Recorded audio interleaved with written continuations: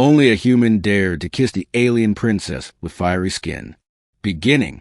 The twin suns of Calthorus glowed orange over the glassy plains, bathing the alien capital in waves of shimmering heat. Towers of black crystal curved like claws into the sky, absorbing and refracting the endless light.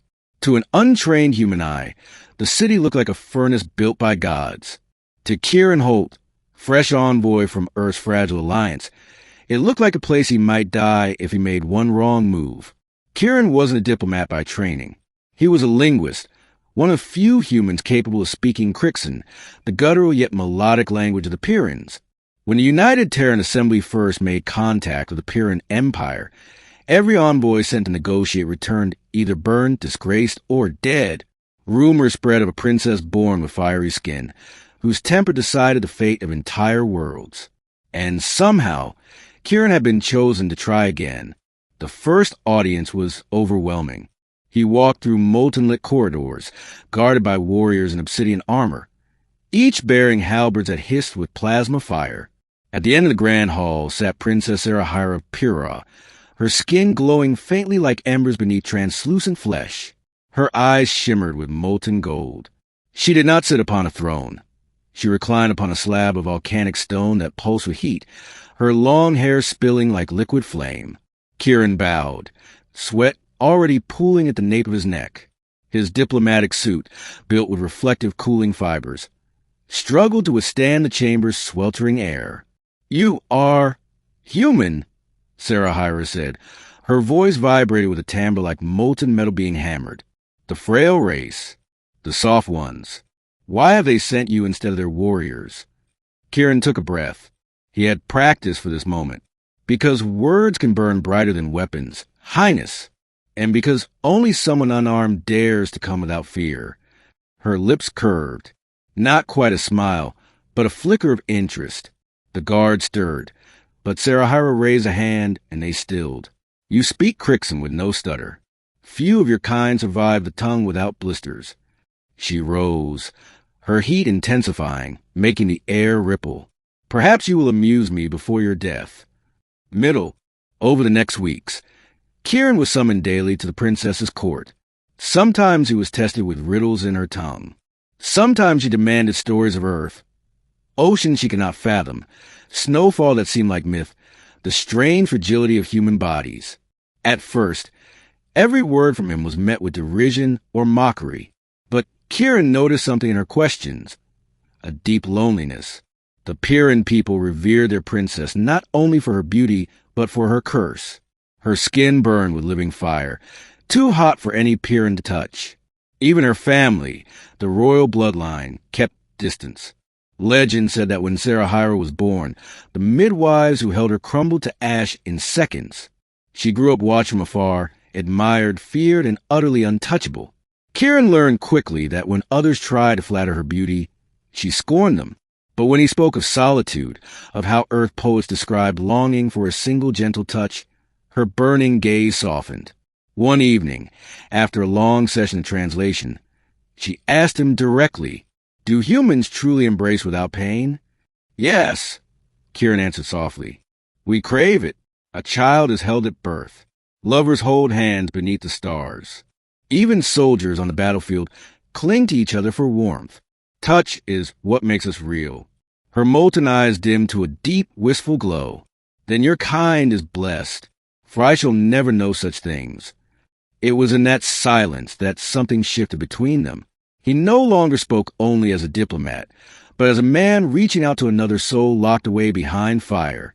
She, in turn, no longer mocked his fragility, but listened. Sometimes, when the chamber grew unbearably hot, she would lower her flames for his sake. Word of their conversation spread. Some courtiers whispered that the alien princess was bewitched by the human. Others muttered about execution before scandal took root.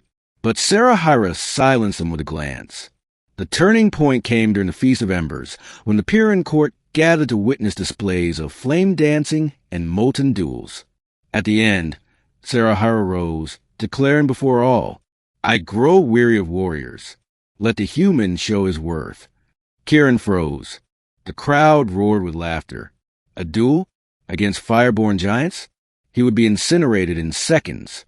But Sara clarified, not with blades, with words. She pointed to the pyre at the hall's center, flames licking skyward. Tell us a story, human, that does not melt before fire. Kieran's heart thundered. He stepped forward and spoke, not of Earth's armies or science, but of a tale from old human myths. The story of Prometheus, who stole fire from the gods and gifted it to mortals. He spoke of sacrifice, of suffering for love of humankind, of bearing eternal torment so that others might live in warmth. The hall fell silent. Even the crackle of flames seemed to pause. When he finished, Sarahira's eyes burned with something different, recognition. Your people revere one who endured fire to give them life. Yes, Kieran said, because sometimes love is worth a burn. The princess dismissed the feast early that night. Later, in private, she asked him, would you dare endure such pain for me? The kiss, the words hung molten in the chamber. Kieran knew what she meant. No Piran could ever kiss her without turning to ash. To attempt it was suicide. Yet in her voice he heard not challenge, but fragile longing, the plea of a woman who had lived her entire life untouchable. Sarahira, he whispered, using her name for first time. If it means you will know what it is to be held, then yes. She trembled, flames flickering violently. You will die. Maybe, but for a moment you will not be alone. The guards outside would never have allowed it, but in her private chamber, none dared intrude. She stepped closer. The heat was unbearable, blistering his skin, his lungs searing with every breath, his vision blurred. Still, he did not move back.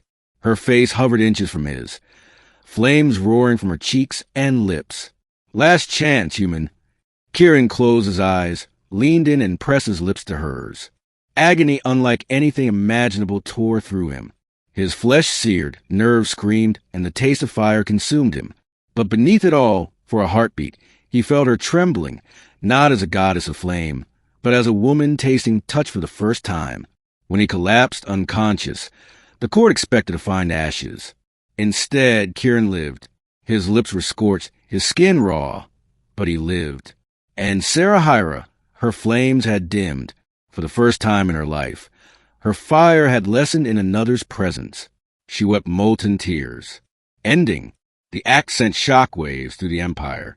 A human had kissed the untouchable princess and survived. Some cried blasphemy. Others hailed it as omen. The High Council demanded Kieran's execution for daring to defile royal purity. But Sarahira stood before them, her flames rising higher than ever. No one but him has given me what you all denied. Humanity. If he burns, I burn the council hall with him. None dared defy her. Over time, the alliance between Earth and Pyrrha grew strong. The tale of the human who kissed the fiery princess became legend. Scientists on both worlds studied why Kieran had survived. Some theorized his body adapted. Others whispered destiny. But Kieran and Sarahira cared little for explanations. He became her closest advisor, then her consort, though he bore scars from that kiss. He cherished him as proof of love, and she, in his presence, learned to temper her fire, until at times her skin glowed only softly, warm enough for him to hold her hand. The day they appeared together before both peoples, Sarahira declared, "Love is not forged in power or fear. Love is the courage to touch the fire." And Kieran knew then that no legend, no alliance, no empire mattered more than that single moment when it dared to kiss the alien princess with fiery skin.